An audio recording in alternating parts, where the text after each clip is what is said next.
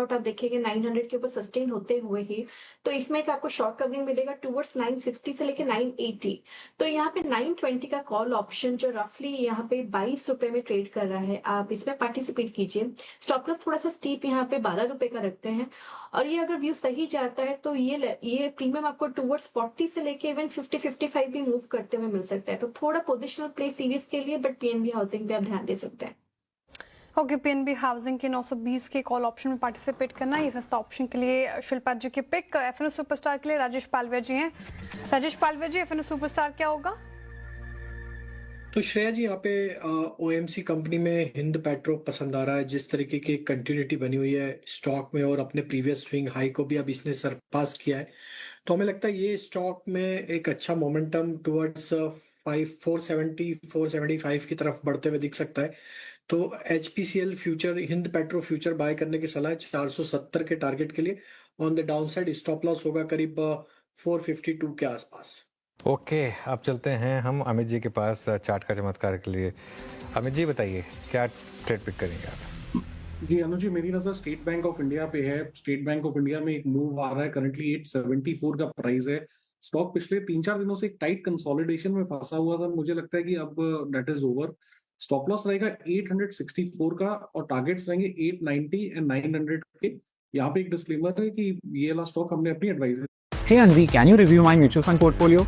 अरे you can do it on your own. यार मुझे आता होता तो आपसे थोड़ी पूछता।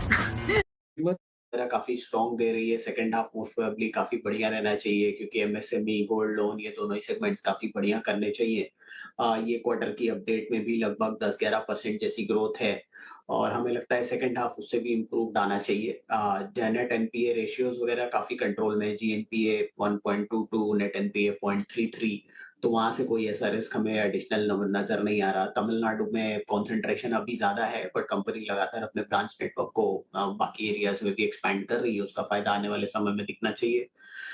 एनआईएम की गाइडेंस 3.8-3.9% पे है, 5-7 बेसिस पॉइंट बढ़ सकती है, और कैपिटल एडिक्वेसी वगैरह काफी स्ट्रॉन्ग है 32% के आसपास, और वैल्यूएशंस पे काफी अट्रैक्टिव है, लगभग 0.65 टाइम्स प्राइस टू बुक पे ट्रेड कर रहा है।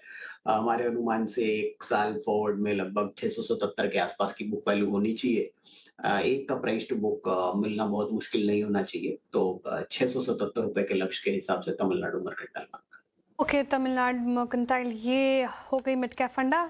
4 का चौका की हमने शुरुआत की सस्ता ऑप्शन के साथ। शिल्पा जी ने सुझाया सस्ता ऑप्शन, पीएनबी हाउसिंग में खरीदारी की राय। 920 की कॉल ऑप्शन में पार्टिसिपेट करना है, 55 तक की टारगेट एक्सपेक्टेड है, 12 का स्टॉप लॉस मेंटेन करके चलना है।